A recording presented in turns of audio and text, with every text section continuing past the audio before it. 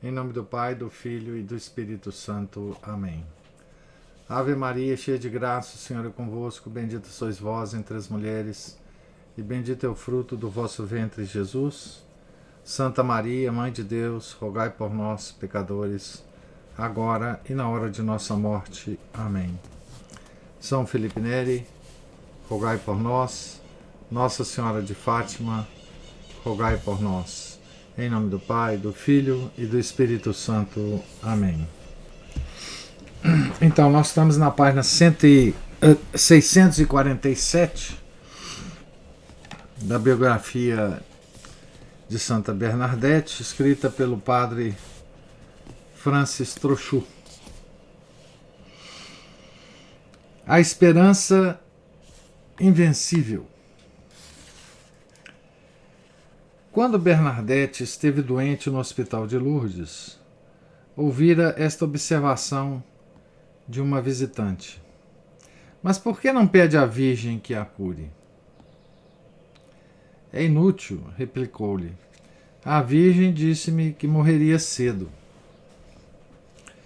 Se esta perspectiva de um fim precoce a ajudou a desligar-se das coisas efêmeras, uma outra predição da Senhora fez das suas constantes provações terrenas uma esperança contínua.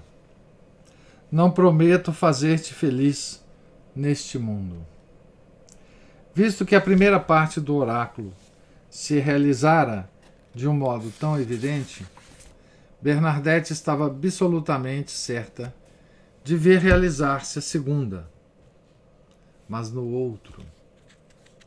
Por isso escrevera, firmemente convencida, no seu caderno: farei tudo pelo céu. Lá encontrarei a minha mãe em todo o esplendor de sua glória. Então começamos agora o último capítulo. Exaltou os humildes. Foi ver de novo a Virgem.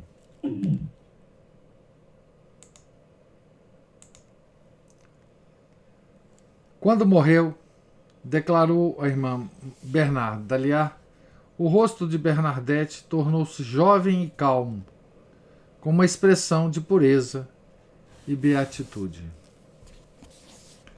As enfermeiras vestiram-na com seu hábito de religiosa.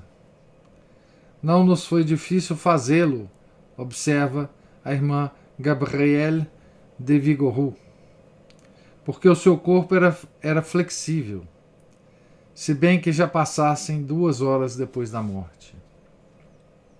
Aliás, ficará assim até as exéquias. Todas as religiosas presentes na casa-mãe vieram alternadamente, nessa noite de 16 de abril, rezar ao redor do leito onde jazia. No dia seguinte, às 11 horas, o corpo foi trasladado para a capela. Ficou aí exposto numa urna provisória envolta de panos brancos e lírios.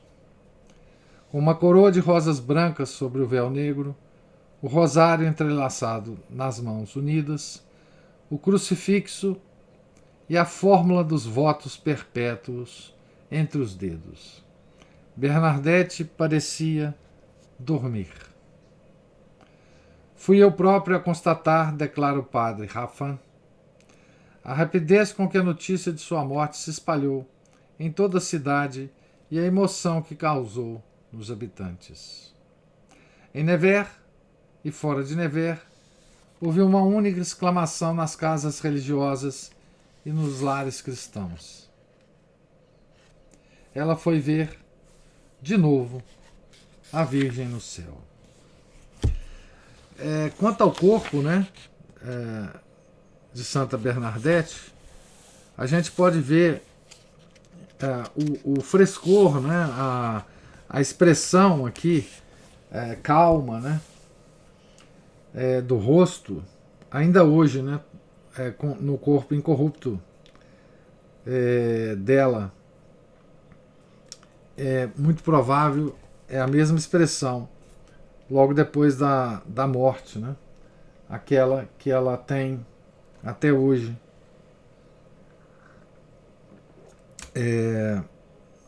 O seu corpo tem até hoje, né? A multidão perante a morte. A despeito da chuva contínua, uma grande multidão encaminhou-se para Saint-Gildard. Era como se toda a gente, observa a amada Joséphine Forestier, procurasse uma compensação para não ter podido aproximar-se de Bernadette viva. Neste número, observa uma citadina, encontravam-se também indiferentes e até talvez descrentes. No entanto, não havia ruído nem tumultos. A caminho da casa-mãe, 2 jovens estouvados diziam, encarnecendo: também vamos ver a santa. Mas logo que chegaram à sua presença, visivelmente impressionados, puseram-se, como toda a gente, numa atitude de profundo respeito. Longe de sentir qualquer apreensão, era-se atraído para ela. As próprias crianças sentiam alegria ao contemplá-la. Não o digo por dizer, exclamou uma mulher do povo ao sair da capela, mas não é um rosto de cristã? Não é um rosto de cristã, é um rosto de santa. Durante os 2 dias em que o corpo ficou exposto, as grandes portas da capela permaneceram abertas como na Quinta-feira Santa, dia em que toda a gente pode entrar para rezar diante do repositório. 4 irmãs ocuparam-se constantemente em fazer tocar na morta os objetos piedosos que lhe apresentavam. Após esses 2 dias, os armazéns de Nevers não tinham nenhuma medalha, cruz ou rosário em depósito. Viram-se os trabalhadores apresentarem uns os seus utensílios, as suas tesouras, os dedais, para que os tocassem nas mãos de Bernadette. Alguns oficiais da guarnição tocaram-lhe com o punho das espadas e ficaram depois muito tempo rezando, retirados para o fundo da capela para não impedir a multidão de se aproximar. As exéquias e a oração fúnebre. As exéquias foram primeiramente fixadas para o dia 18 de abril, uma sexta-feira. Tiveram de adiá-las por mais um dia, pois numerosas pessoas, a despeito de um serviço de ordem bem organizado, não tinham podido ainda entrar na capela. Muito cedo, na manhã de sábado, 19, o público invadiu os pátios da casa-mãe e as ruas adjacentes. No estado de Nevers, todos ficaram surpreendidos ao ver descer dos trens tantos viajantes. Que aconteceu? Perguntavam. É o funeral da pequena Santa de Lourdes, respondiam-lhes. Às 10 horas teve início a missa fúnebre, celebrada pelo cônego Greusard, arcebispo da catedral. Os 2 irmãos Perret dirigiam o coro. Monsieur Lelong, que interrompera a sua visita pastoral para assistir à cerimônia fúnebre, presidia cercado por seus vigários gerais, Monsieur Crosnier e o cônego do Barbier. Os membros do cabido de catedral, alinhados no coro, tinham acolhido entre eles o padre Sempé, superior dos capelões da gruta, e o padre Pomian, antigo confessor de Bernadette. Nenhum dos seus parentes pôde vir. Com os professores e os alunos do seminário maior, 80 padres ou religiosos enchiam as capelas laterais. As religiosas da congregação, as deputações das irmãs da Sagrada Família, da Esperança, das irmãzinhas dos pobres, da Providência de Portier ocupavam toda a grande nave. No transepto tinha tomado lugar as personagens mais importantes da cidade e os representantes das principais famílias. Na primeira fila dos leigos encontrava-se o autor do livro Notre-Dame de Lourdes, Henri Lasserre. Aquele que no início da biografia o padre Francis Trochu fez algumas observações críticas sobre essa obra que ele escreveu, né? Notre-Dame de Lourdes. Antes de dar a bênção, Monsieur Lelong, revestido dos paramentos pontificais, improvisou um panegírico cujo tom comove ainda. Exaltou a obra de Deus na vida humilde e virginal de Bernadette e nos milagres de Lourdes, consequência do seu verdadeiro testemunho. Por uma exceção única, disse a Madre Forestier, a irmã Marie Bernard não foi sepultada no cemitério da cidade, onde até as superioras gerais são enterradas.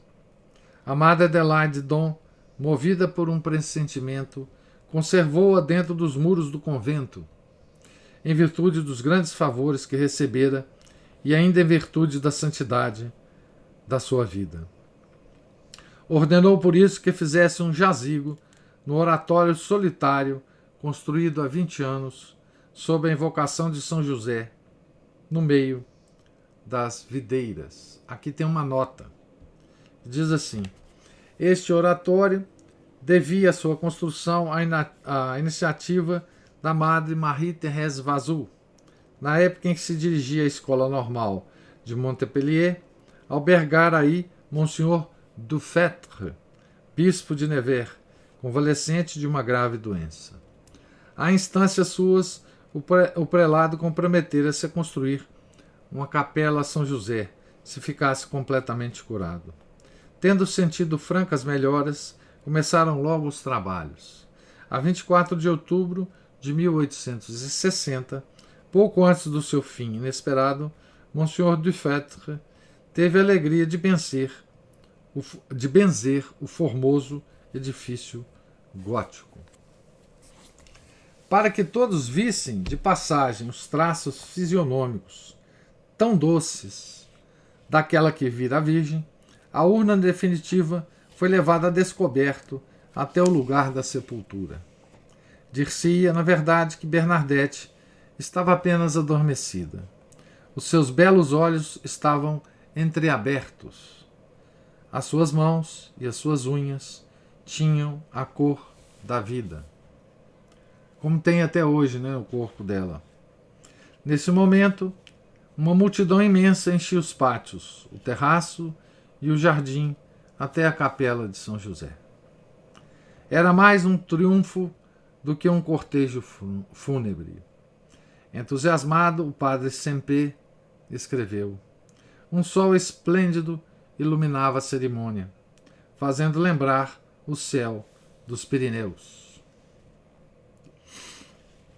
As peregrinações à sepultura.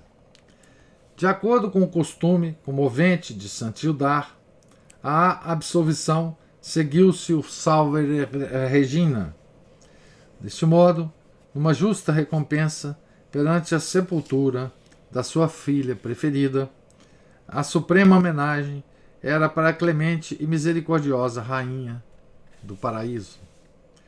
Quando, às 2 horas, se teve de proceder à selagem da urna, um relicário de chumbo no invólucro de carvalho, a afluência foi tal que tiveram de buscar o comissário de polícia para afastar a multidão.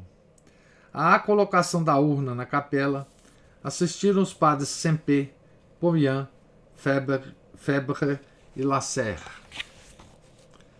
A superiora geral, assistente, algumas irmãs, o comissário e 2 agentes, além dos operários.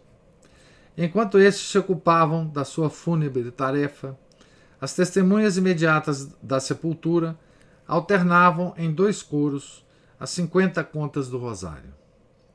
A convite do capelão, o padre Sempé, anunciou e comentou brevemente os mistérios gloriosos do Rosário, referindo-os às presentes circunstâncias. Quando os operários estavam prestes a unir as lâminas de chumbo, que julgavam iam velar para sempre o rosto de Bernadette, um deles murmurou: "Que pena." A partir da tarde da Ascensão, 22 de maio de 1879, data em que a irmã Marie Bernard foi definitivamente sepultada na Capela São José, as superioras gerais, com a inteira aprovação dos bispos de Nevers, nunca proibiram que fosse ali rezar. De ano para ano, o número de visitantes foi aumentando. Aqui tem uma nota dizendo assim: a 23 de abril, na Basílica de Nossa Senhora de Lourdes, o superior-geral dos missionários de Garrison celebrava, em memória de Bernadette, uma missa solene de Requiem. Quase ao mesmo tempo surgia um artigo do padre Sempé que concluía: o corpo de Bernadette descansa ainda na radiosa capela de São José. Aguarda na luz que lhe preparem a última morada, onde será o túmulo definitivo de Bernadette. As religiosas pediram que fique sepultada num jazigo que querem construir especialmente para ela. A cidade de Nevers deseja zelosamente conservar esse precioso tesouro. Por outro lado, a cidade de Lourdes deseja ardentemente recuperar os despojos daquela que será a sua glória no porvir. Não seria natural que o corpo de Bernadette repousasse no local onde esteve sempre o seu coração, naquela gruta onde tantas vezes repousou, onde gozou alegrias tão puras sob o olhar da Virgem Imaculada? Semelhantes ideias foram tema de conversação entre personalidades lourdesas à saída de um outro serviço, também muito solene, celebrado dia 26 de abril, na igreja paroquial onde fora batizada Bernadette. No entanto, Nevers devia ganhar a causa. Uma simples laje marcou o lugar da sepultura. De ano para ano, o número de visitantes foi aumentando. Vinham de todas as classes sociais e de todos os pontos da cristandade. Aqui tem uma outra nota dizendo assim: junto do túmulo de Bernadette ajoelharam os cardeais Perrault e de Cabré, o futuro cardeal Baudry-Huart, o reitor do Instituto Católico de Paris,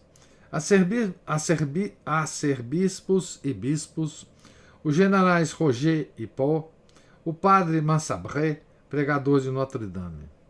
Em menos de 2 anos, um registro aberto em janeiro de 1907 cobriu-se de 42.843 assinaturas e muitos visitantes não assinaram.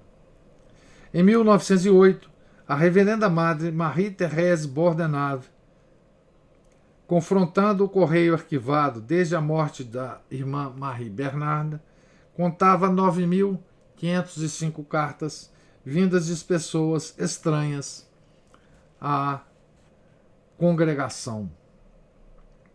É o que diz a nota. Se as religiosas não procuraram deter essa afluência, também nada fizeram para a encorajar. Fizeram desaparecer da sepultura tudo aquilo que pudesse assemelhar-se a um culto público. Quando muito, limitavam-se a dar às pessoas que lhes pediam lembranças contendo um pedaço de tecido das vestes de Bernadette. Em breve, começavam a chegar a Saint-Gildard cartas de todas as proveniências, relatando graças insígnes, curas ou conversões extraordinárias atribuídas às intercessões da pequena santa. Muitos desses correspondentes pediam para a confidente da Virgem a glória dos altares. A voz do povo tornar-se-á, efetivamente, a voz de Deus. A morte da madre Marie-Thérèse Vazoux, em Lourdes. Está Então, Marie-Thérèse Vazou, vocês lembram, né? É aquela madre que teve várias reservas, né? A Santa Bernadette.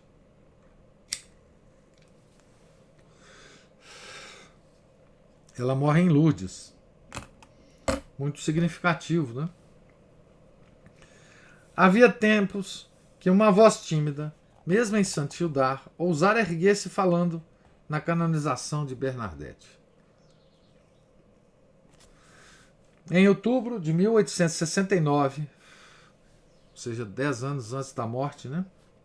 Bernadette, a irmã Cécile Paget, designada pela obediência de Paris, encontrava-se na casa-mãe. Devia passar aí 3 semanas, e como cargo deram-lhe o da irmã Marie Bernard, então enfermeira auxiliar, e que acabava de sofrer uma crise de hemoptises. Numa visita à enfermaria, a madre, Joséphine Ambert, sentara-se um momento junto da nossa doente, e a irmã Cecília ouviu algumas frases do diálogo que a deixaram maravilhadas. Gostaria de ir diretamente para o céu, confiava Bernadette, a superiora geral. Dizem que se fizermos o sacrifício em vida, não passamos pelo purgatório. Não sei qual foi a resposta da madre, declarou a irmã Cecília, mas eu disse-lhe alegremente: teremos pelo menos uma santa, visto que ainda não há nenhuma na nossa congregação. E a madre respondeu-me: julga que não há? Pois eu creio bem que haja, mas não canonizadas. Repliquei-lhe: ignoraria aquela religiosa que na instituição das Irmãs de Nevers houvera logo no início uma Marceline Popé, admirável assistente de Dom de Laveyne, o fundador? E este não merecia também ser glorificado? Como supor, mesmo por graça, que a irmã Marie Bernard devia ser a primeira canonizada da congregação? Mas passaram 30 anos. Bernadette já não tem que ficar esquecida na sombra. As testemunhas da sua vida não cessam de a elogiar, e a madre Marie-Thérèse Vazou não está lá para a depreciar. Depois de ter sucedido a madre Adelaide Dom em janeiro de 1881, depois de ser reeleita 5 vezes superiora geral, de ter conservado o leme durante 18 anos, depois de ter tido a grande alegria, em maio de 1883, de ver a sua instituição definitivamente aprovada pela Santa Sé, depois de ter lutado passo a passo com uma coragem indômita contra as leis perseguidoras, foi-lhe necessário resignar as suas funções em maio de 1899, cansada pelo trabalho. Em agosto de 1901, partiu, uma vez mais, para o retiro Sainte-Anne-de-Neuilly, e por uma estranha providência partia para a região de Bernadette.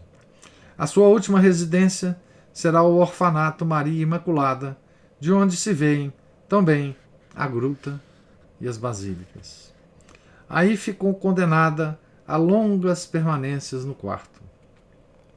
Digam a Deus que ele pôs-me bem em penitência, diz ela às irmãs com um sorriso. Mas não lhe quero mal por isso. Contudo, ela ainda não está completamente tranquilizada. Por vezes, quando observa as manifestações do público na gruta, sente-se enervada e fecha bruscamente as janelas do quarto. É apoquentada por males interiores. Pouco a pouco, o encanto de Lourdes vai se infiltrando na sua alma. Uma das suas derradeiras consolações, revelará a sua nota biográfica, foi a de sentir crescer o seu amor pela celestial Senhora de Bernadette. Depois de ter celebrado, na intimidade do orfanato, a 11 de junho de 1906, as bodas de diamante de profissão religiosa, faleceu com 82 anos, a 15 de fevereiro de 1907, depois de ter pedido a Nossa Senhora de Lourdes que a protegesse na sua agonia. Uma reparação póstuma? Alguns meses antes, no regresso de uma peregrinação à Cidade Eterna, a reverenda Madre Joséphine Forestier fora visitá-la. Dizia-lhe, contou a superiora geral, que me tinham falado de Roma da possibilidade de apresentar a causa de Bernadette. Respondeu-me: espere que eu morra primeiro. De fato, a irmã Stanislas Pascal, segundo o que eu ouvi dizer, a Madre Marie-Thérèse Vazou teria declarado que se tornaria o advogado do diabo no processo de canonização. O que para mim quer dizer que teria procurado interferir. Que coisa, né? Como que a Madre Marie-Thérèse Vazou, né, não conseguiu, né, ultrapassar todas as reservas, né, que ela tinha em relação a Bernadette, né? Espere eu morrer, né, para introduzir a causa da beatificação, né, de Bernadette. Ousaria ela fazê-lo, considerando quanto aumentar a reputação de santidade de sua antiga noviça? Fosse como fosse, chamada à presença de Deus na altura em que se faziam as primeiras diligências, foi ela, morta na véspera, que no caso singular, a Madre Forestier se dirigiu para fazer com que a Santa Sé tomasse em consideração os desejos que ela teria desaprovado se fosse viva.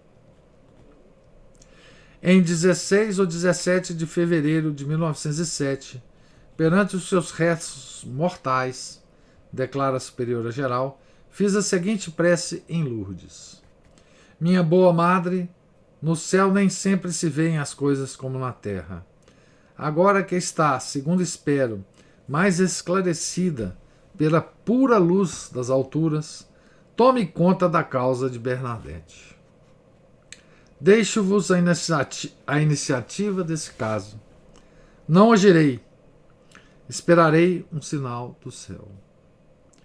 Contei isso às minhas duas companheiras de viagem, a Madre Henri Fabre, assistente, e a Madre Marie-Thérèse Bordenave, secretária-geral, e rezamos. Em 5 de março, recebi uma carta de Monsenhor Gauthier, bispo de Nevers, escrita de Roma, onde julguei encontrar o sinal que pedira. Ignorando a minha oração, mandou-me dizer: o cardeal Viva insistiu comigo para que preparasse o processo de Bernadette. Diz que é preciso recolher sem tardança os testemunhos de todas as pessoas que a conheceram. Não é necessário que haja fatos extraordinários. É a prática da virtude que é preciso pôr em relevo. Creio, efetivamente, que é este o nosso dever e considerarei as palavras desse santo cardeal como um convite da providência. Podemos acreditar, com a Madre Joséphine Forestier, que houve algo mais do que simples coincidências e que a falecida Madre Thérèse Vazou, reconhecendo os seus erros terrenos, se apressava a emendá-los junto de Deus. Que coisa extraordinária, né? A Madre Bordenave, né? Não, na verdade, foi a Madre Forestier, né? Que, na dúvida se iniciava ou não o processo, né, de beatificação de Bernadette, rezou para a alma da Madre Marie-Thérèse Vazou, recém-falecida, e colocou nas suas mãos a responsabilidade, né, lá no céu, desse processo, e disse que ia esperar uma um sinal do céu, né? Justo nas mãos da amada Marie-Thérèse Vazoul, da alma da amada Marie-Thérèse Vazoul, que foi tão reticente, né, em vida. E parece que ela lá no céu quis apressar as coisas aqui na terra, né? A causa de beatificação de Bernadette Soubirous. Processos. Eis, portanto, estabelecido o contato entre Nevers e Roma. A Santa Sé quer ser informada sobre esta questão primordial. Deve ou não ocupar-se da causa da irmã Marie Bernard. A 20 de agosto de 1908, na capela de Saint-Gildard, e na presença de mais de 200 religiosas reunidas para o retiro anual, foi constituído solenemente, sob a presidência efetiva de Monsieur Gaultier, o tribunal eclesiástico que conduzirá ao primeiro inquérito, chamado processo informativo ou do ordinário, sobre a vida, virtudes, reputação de santidade e milagres de Bernadette.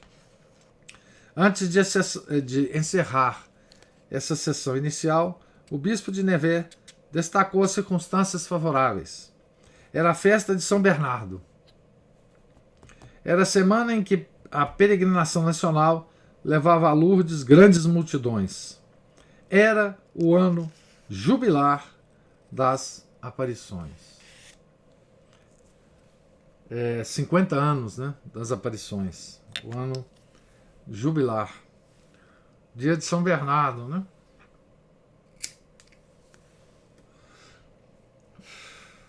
O santo de devoção de Santa Bernadette, né? Que tinha o próprio nome, né?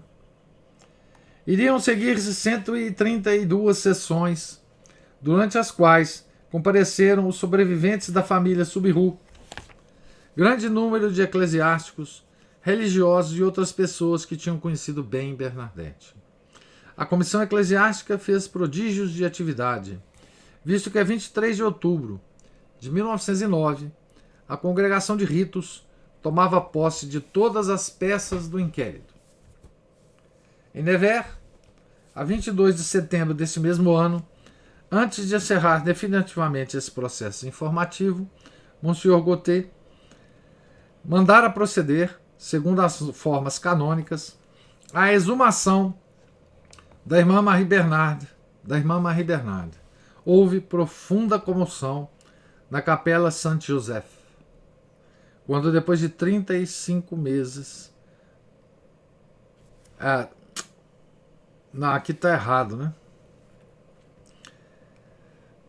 1909, não é 35 meses de sepultura, a confidente da Imaculada tornou à luz.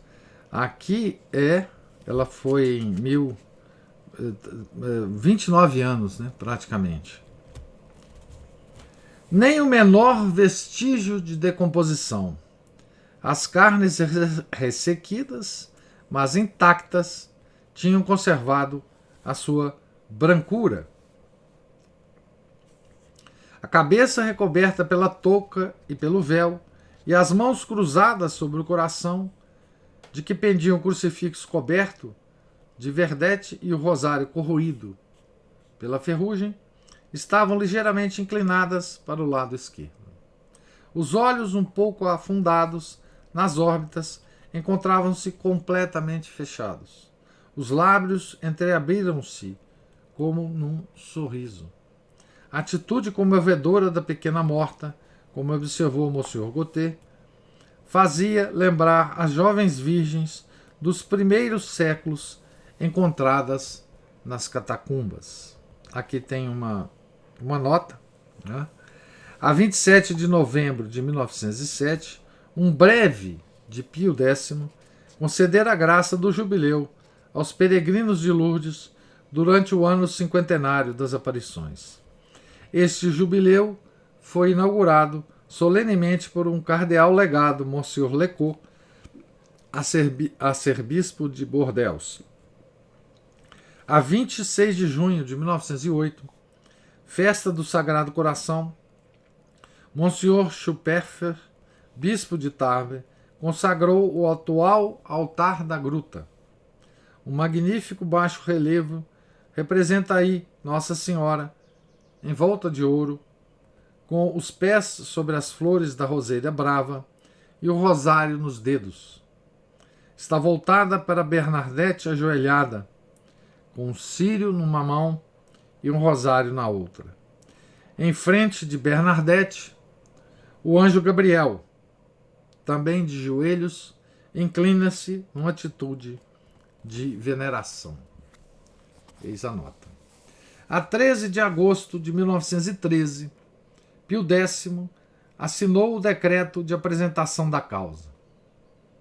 Por esse fato, Bernadette recebia o título de venerável. Seguir-se-iam, sob a alta autoridade do cardeal Vico, então relator da causa, os processos chamados apostólicos, referentes à reputação de santidade, às virtudes e aos milagres. Adiados por causa da guerra, só tiveram início a 17 de setembro de 1917, presididos por Monsenhor Chatelu, sucessor de Monsenhor Gautier, nomeado arcebispo de Besançon. Foram necessárias 203 sessões. Finalmente, a 11 de fevereiro de 1920, os documentos foram colocados à disposição da Congregação dos Ritos. E aqui é interessante, né? Essa descrição do padre Francis Trochu, né? Nos dá a ideia do que era um processo, né, de beatificação e depois de canonização da igreja, né? Muito diferente dos que hoje existem por aí, né? Como que era feito, né? Os cuidados que eles tomavam, né? E, enfim, como a igreja tinha o cuidado, né, com essa questão. A 18 de novembro de 1923, na Sala Ducal, perante toda a colônia francesa de Roma, Pio XI tornou público o decreto sobre a heroicidade das virtudes da venerável irmã Marie Bernarde Soubirous. Em resposta ao discurso do Monsenhor Chatelu, o Papa exprimiu o seu pensamento sobre a santidade de Bernadette, que são as palavras de Pio XI, né? Não há dúvida alguma que estamos em presença da santidade no sentido exato e preciso da palavra.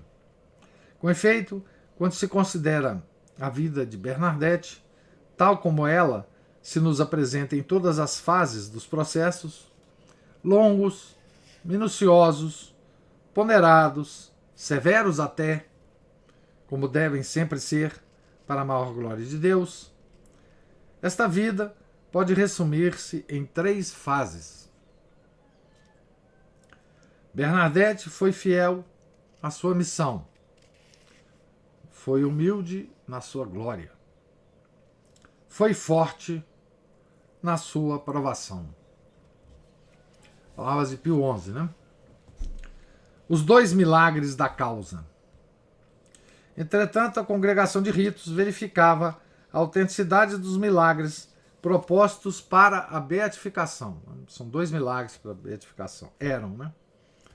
Entre uns 10, escolheram 2 casos de cura minuciosamente controlados pelos médicos. Um jovem de 17 anos, Henri Boisselet, atacado em novembro de 1913 por uma peritonite tuberculosa, recebera já os últimos sacramentos. Iniciaram por sua intenção uma novena a Bernadette, que devia terminar a 8 de dezembro. Nesse dia, o jovem curou-se instantaneamente e por completo. Aprovado para o serviço militar durante a guerra de 1914 e 1918, foi mobilizado para o front. Feito prisioneiro, voltaria após 32 meses de cativeiro na Alemanha. A irmã Marie-Mélène Meyer, das Irmãs da Providência de Ribeauvillé, Era enfermeira na instituição do Sagrado Coração em Mulan. Em 1910, contando 30 anos, dores agudas e vômitos frequentes revelaram uma úlcera no estômago. Incapaz de suportar qualquer alimento, reduzida a uma debilidade extrema, às portas da morte, prometeu uma peregrinação à sepultura de Bernadette. Enquanto a transportava de Moulins a Nevers, sofreu um martírio. Uma vez, na pequena capela Saint-Joseph, teve coragem para se prostrar sob a pedra sepulcral e de permanecer aí em oração, tanto ajoelhada como sentada durante 1 hora. De súbito, as dores cessaram. Tomada de uma fome intensa, alimentou-se sem dificuldade. O regresso a Moulins efetuou-se sem fadiga nem sofrimento. No dia seguinte, a irmã Marie-Mélène retomou seu cargo em estado normal. Os certificados dos médicos e as declarações das testemunhas foram examinados pela congregação em 3 reuniões. A 24 de junho de 1924, a 17 de fevereiro e a 28 de abril de 1915. Então, passaram um ano ainda examinando, né, o caso dos milagres. Né? Nesta última reunião, chamada Congregação Geral, estava presente Pio XI, em pessoa. No dia 1º de maio, o Santo Padre assistia também à leitura solene do decreto que reconhecia a autenticidade e o valor dos 2 milagres da causa. A partir desse momento, a beatificação de Bernadette foi tida como certa.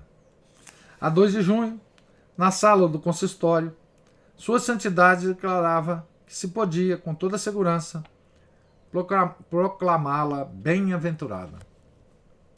Ao terem conhecimento dessa proclamação, muitos cristãos fizeram esta reflexão que, aliás, se impunha.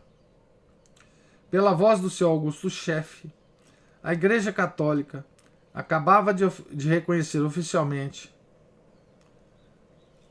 a promessa da Virgem: far-vos-ei feliz no outro mundo. A beatificação na Basílica de São Pedro, a 14 de junho de 1925.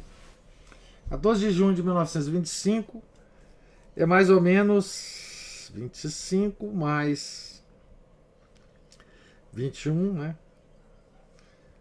46 anos depois da morte, né? Na manhã de domingo de 14 de junho, na solenidade do Corpo de Deus, a Basílica de São Pedro, em Roma, vibrava de alegria, resplandecia de luz.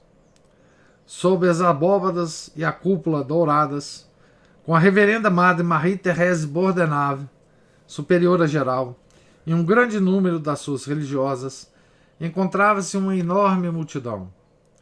Logo que o antigo secretário de Estado de Pio X, o cardeal Rafael Mary Del Val, arcebispo da Basílica do Vaticano, acabou de ler o breve da beatificação, explodiram de todos os lados os aplausos. Em seguida, o Te Deum abriu as suas grandes alas. Os sinos de São Pedro começaram a oscilar. E, ao mesmo tempo, tombou o véu que até então ocultara a Glória de Bernini. Neste quadro único, a vidente de Lourdes aparecia transportada por anjos para a Virgem Imaculada que lhe estendia os braços. Esse cardeal, Rafael Mary Del Val, foi o secretário de Estado de Pio X, né? E já devia ter sido canonizado pela Igreja, né? Um santo homem, um homem de uma cultura, de uma erudição, uma coisa extraordinária, né? Falava não sei quantas línguas, né? Foi o fiel escudeiro de Pio X, né?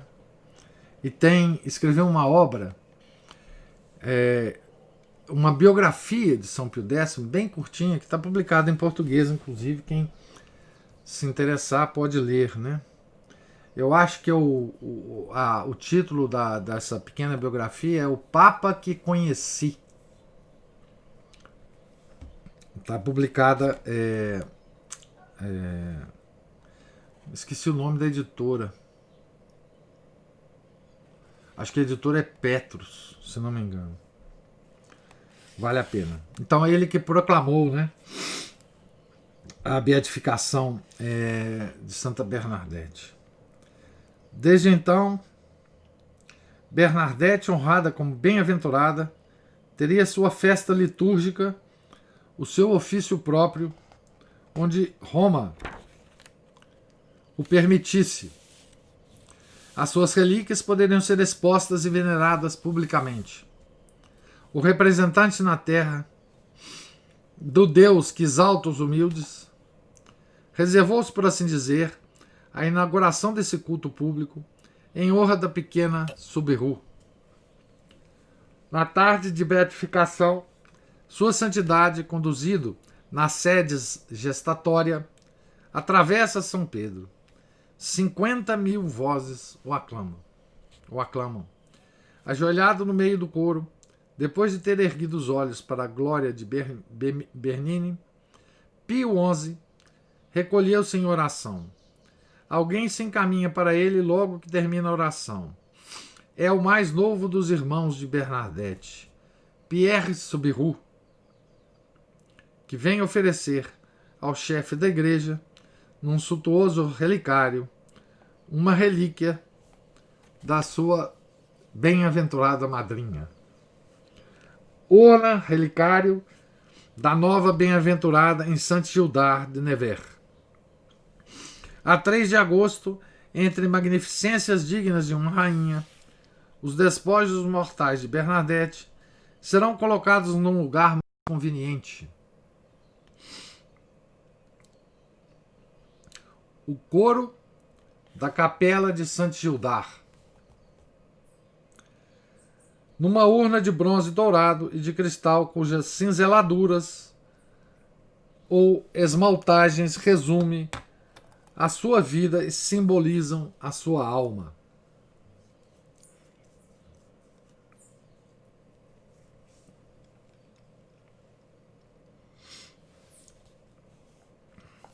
Aqui tem uma nota dizendo assim: desde 1918, o Código de Direito Canônico promulgado por Bento XV proíbe que seja dado o título de venerável ao servo ou à serva de Deus desde o momento da introdução da causa. Só uma nota aqui explicativa, né? A atração da bem-aventurada continuará a crescer. Ao contemplá-la deitada no seu leito de honra, quem não partilhou as impressões do frade modelador da Grande Trappe, Frei Marie Bernard, que viera procurar a inspiração para uma nova obra perante a urna relicário de Nevers. Só no céu se pode aprender a unir assim as mãos. Que artista humano poderia exprimir essa atitude? Foi a própria Virgem quem colocou, com uma arte maravilhosa, a filha privilegiada no seu berço de ouro.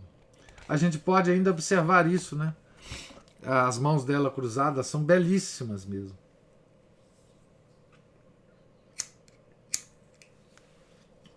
Pois a Aline colocou aí a capa do livro, né? É o Papa que eu conheci de perto. A obra do Mary Delval, Cardeal Mary Delval, sobre Pio X. É uma belíssima biografia, muito curtinha, muito...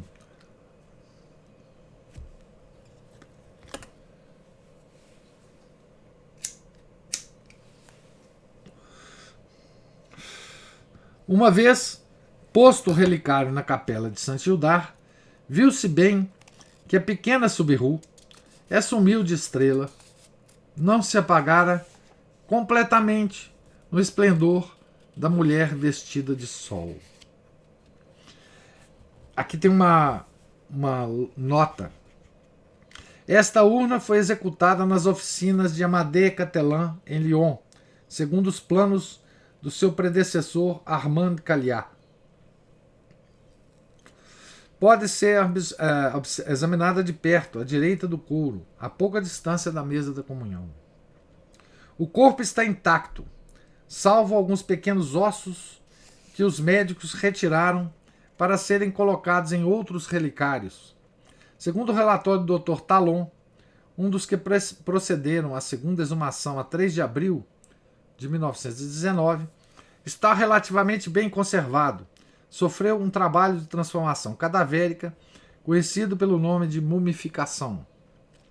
A 25 de abril de 1925, quando de uma terceira e última exumação, o Dr. Conte declarará, abre aspas, o corpo intacto.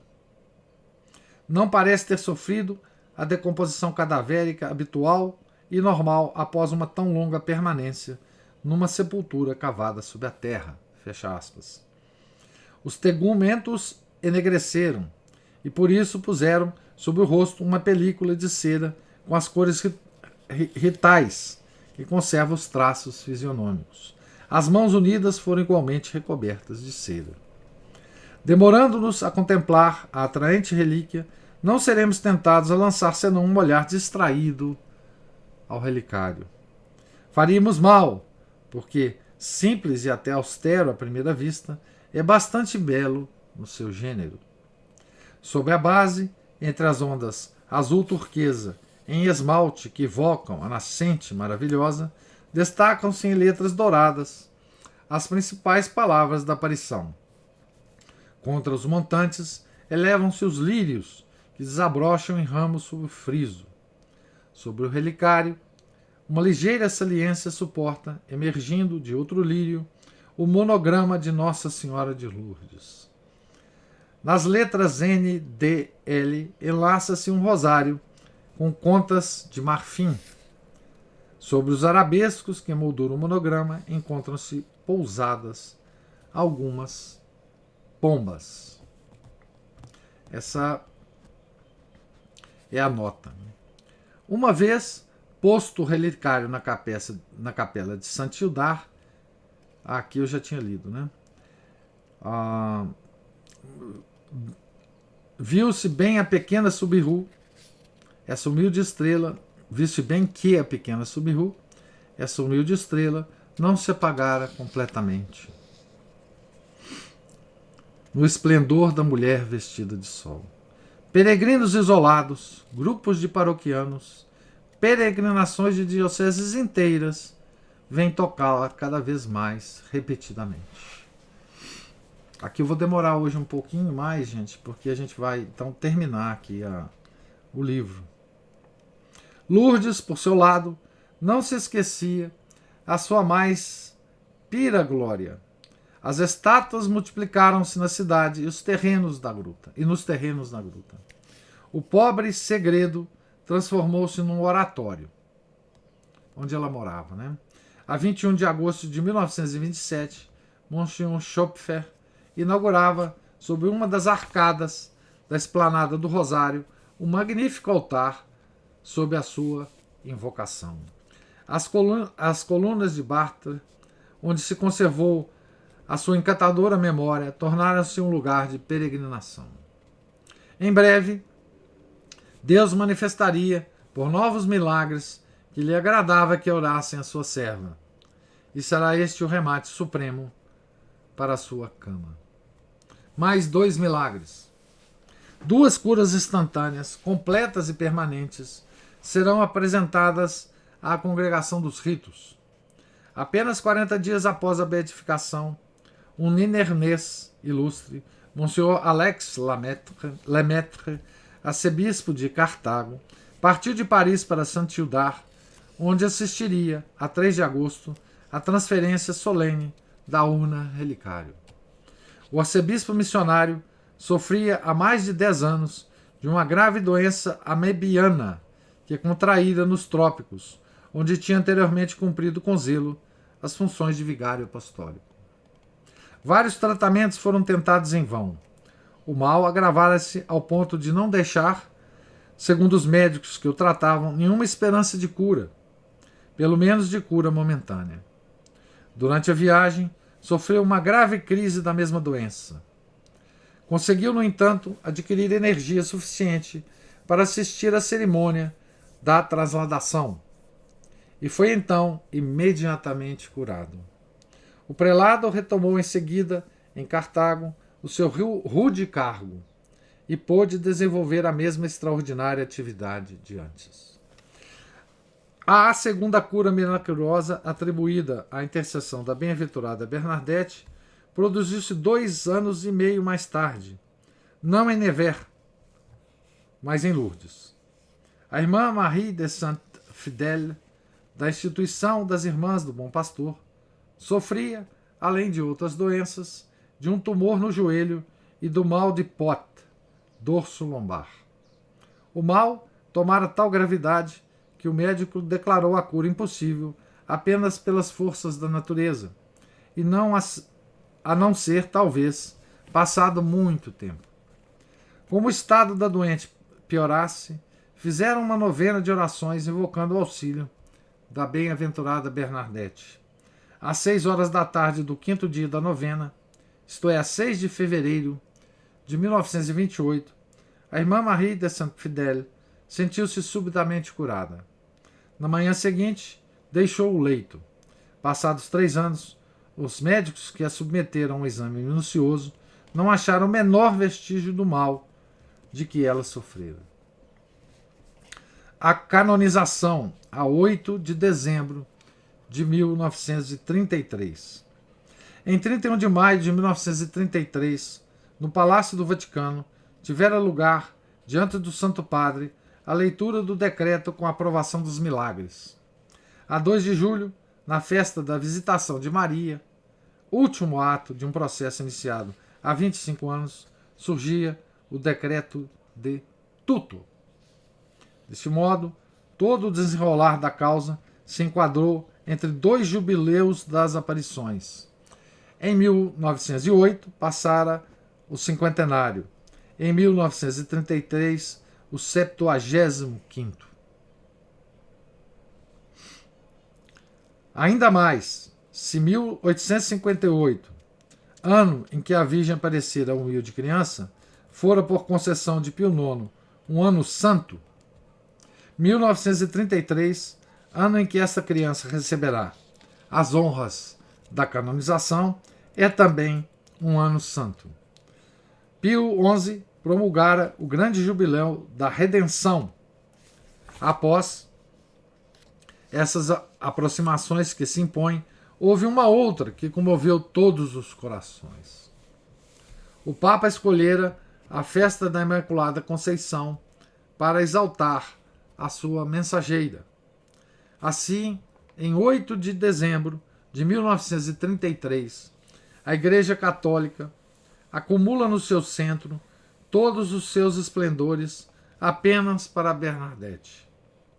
A Basílica de São Pedro abre as suas portas. Eis que surge, radiante de um orgulho feliz, a família segundo a natureza e a sua família segundo a graça.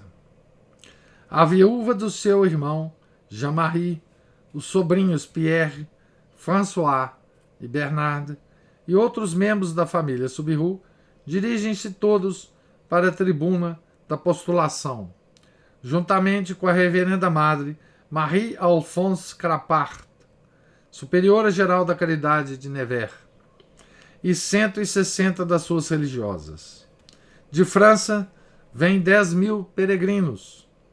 40.000 pessoas enchem as naves, quando às 8 horas e 15 minutos, o Papa Pio XI surge nas sedes gestatória.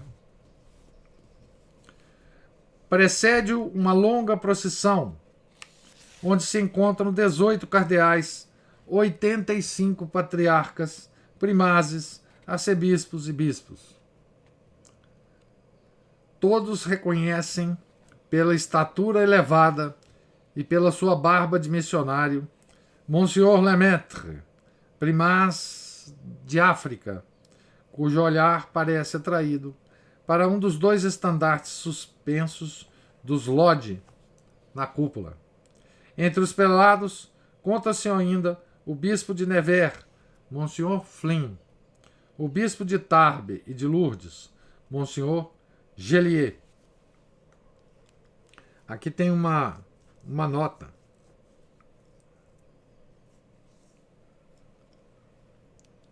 A despeito da estação desfavorável, vieram da França, além dos bispos de Tarbes, Lourdes e de Nevers, os arcebispos de Cambrai, Avignon, Albi, Rennes, Sens e Tours, os bispos de Blois, Saint-Asson, Périgueux, Moulins, Versailles, Le Mans, Le Puy, Annecy, Nancy, Sées, Fréjus, Bis, Carcassonne, os bispos auxiliares de Paris e de Lyon. É o que informa a nota, né? No grupo dos superiores gerais destacava-se o reverendo padre Pé, de Notre-Dame de Garresson. Charles Roux, embaixador da França junto da Santa Sé, e assim como todo o pessoal da embaixada, uns 30 parlamentares franceses, entre os quais Joseph Denet, deputado por Paris, ocupa os lugares de honra na tribuna diplomática. As trombetas de prata soam. Aos hinos litúrgicos que se aproximam, mistura-se a grande voz da multidão, que aclama alternadamente o estandarte da futura santa e o pontífice abençoador. Depois da tripla insistência do advogado consistorial, depois do canto alternado das ladainhas dos santos, no momento em que termina o Veni Creator, todos os assistentes se levantam. Reina um silêncio impressionante. Bispo e doutor universal, sentado na cadeira apostólica, com a tiara na cabeça, ainda existia tiara, né, gente? Pio XI, com uma voz sonora e quente, que vibrará de ternura ao proferir as últimas palavras, pronuncia a fórmula da canonização.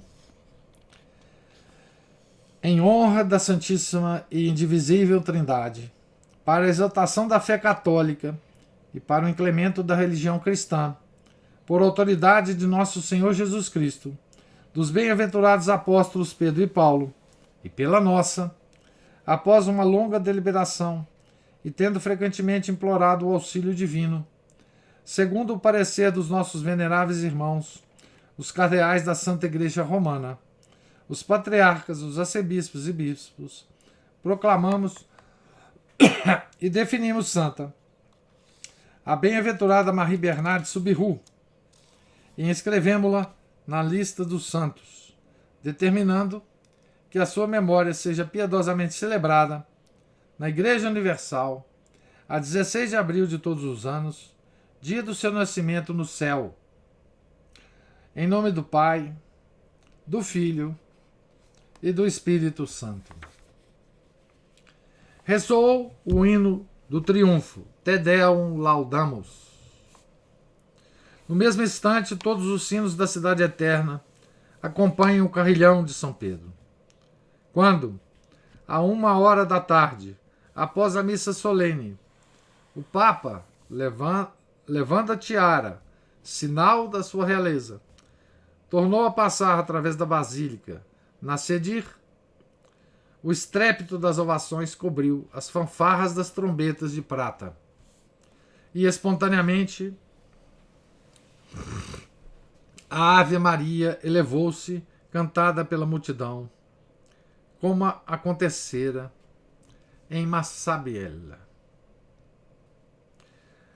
A grande lição da vida de Bernadette. Depois da leitura do Evangelho, o Papa Pio XI tinha acentuado na sua homilia a humildade desta, abre aspas, ignorante filha de simples moleiros, que possuía como única riqueza a candura de sua alma requintada. Fecha aspas. Autêntica santa, cuja mensagem valeu ao mundo, depois das revelações da Rainha do Céu e das suas exortações à penitência, os espetáculos grandiosos de Lourdes, os seus 3 santuários, as suas peregrinações, as suas graças de conversões, os apelos à perfeição, as curas milagrosas. Nesse dia de honras supremas, Deus exaltou a sua pequena serva. Na verdade, esta é a grande lição da vida da Santa Bernadette. Deus só exalta os humildes. Então aí está. Completamos então hoje a leitura dessa magnífica obra do padre Francis Trochu, né? Sobre Santa Bernadette, né? Então, pergunto a vocês se vocês têm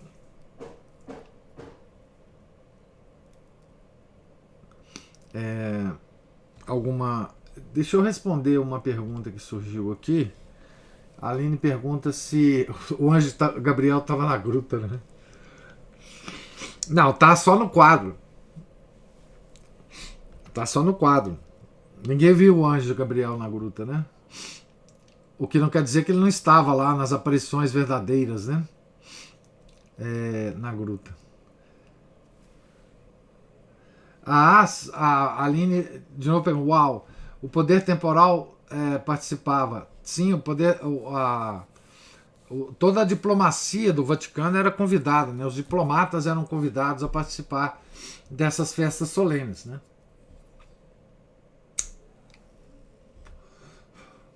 E muitos participavam com muito gosto, né? Porque eram católicos, né? Que lindo deve ser uma canonização onde todos também desejam o céu. Nunca teremos esse privilégio. Às vezes terá. O anjo Gabriel lá. O anjo Gabriel só estava no quadro, né? Porque o anjo Gabriel é inseparável de Nossa Senhora, né? Desde sempre, certo? Pergunto se vocês têm mais alguma observação, alguma pergunta? Professor. Sim? Uma biografia muito bem. E a Cat. Tá falhando um pouco tá falhando um pouco. Fala talvez mais próximo aí do celular. Acho que foi a que ficou mais bem escrita, mais assim, é possível imaginar o ambiente, a quantidade. Então, é muito bom esse livro. É muito detalhado também, né, Cristina? Assim, porque ele se baseou nos processos de beatificação e canonização para descrever tudo, né? E ele tem uma escrita maravilhosa, né? Eu sugiro a todos, porque eu li aqui a biografia de São João Maria Vianney, escrita pelo Henri Guéon, não é? Mas o padre Francis Trochu tem uma biografia de São João Maria Vianney também, ao estilo desta aqui, da Bernadette Soubirous, que é belíssima também. Então, se vocês quiserem ler, né, eu recomendo. Também publicada pela Cultor de Livros. É muito bela essa biografia. O padre Francis Trochu, ele escreveu até uma outra biografia, até mais famosa, por ser mais bela e mais, talvez... Eu não li ainda. Ela só está em francês, infelizmente, não foi traduzida para o português, que é a biografia de São Francisco de Sales, né? Então, assim, vamos esperar que alguém possa traduzir essa biografia de São Francisco de Sales, que dizem que é a biografia mais famosa do padre Francis Trochu, é a que ele escreveu de São Francisco de Sales, né? A Aline diz assim: muito a lhe agradecer, professor, que leitura emocionante, que bom que pude participar, Deus lhe pague. Pois então essa leitura então termina o nosso ano de leitura, né? Ano que vem começaremos uma outra leitura é do livro Paulo de Tarso, não é? Escrito por Joseph Rosner.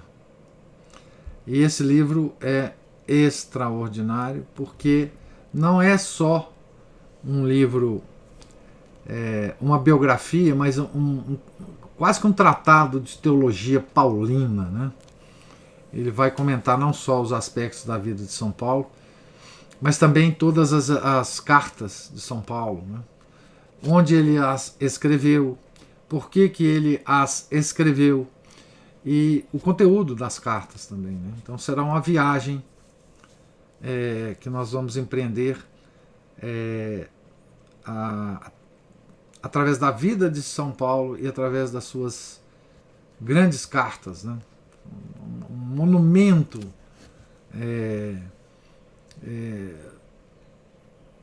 assim inexcedível, né? Do nosso Novo Testamento, né? As cartas de São Paulo. Então eu agradeço a vocês todos pela paciência aí de me seguir aí nessa empreitada. Nós começamos a leitura deste livro em 7 de outubro, né? 2020, né? Então passamos aí pouco mais de 2 meses, né, na presença permanente de Santa Bernadette nas nossas manhãs, né? E por isso a gente tem que agradecer a Deus, né? Deus lhes pague então a oportunidade que vocês me deram de ler esse extraordinário livro e de estar também com vocês na presença da Santa Bernadette e de Nossa Senhora de Lourdes, né? Obviamente. Certo? Tenham todos aí um santo dia, um santo Natal, né? Uma ótima mudança de ano civil, né? Que o nosso ano começou já no primeiro domingo de Advento, mas o ano civil, né? E que 2021 seja pródigo em santidade para nós todos, né? Certo? Em nome do Pai, do Filho e do Espírito Santo. Amém. Ave Maria, cheia de graça, o Senhor é convosco. Bendita sois vós entre as mulheres, e bendito é o fruto do vosso ventre, Jesus. Santa Maria, Mãe de Deus, rogai por nós, pecadores, agora e na hora de nossa morte. Amém. São Felipe Neri, rogai por nós.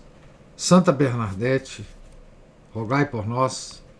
Nossa Senhora de Lourdes, rogai por nós. Em nome do Pai, do Filho e do Espírito Santo. Amém.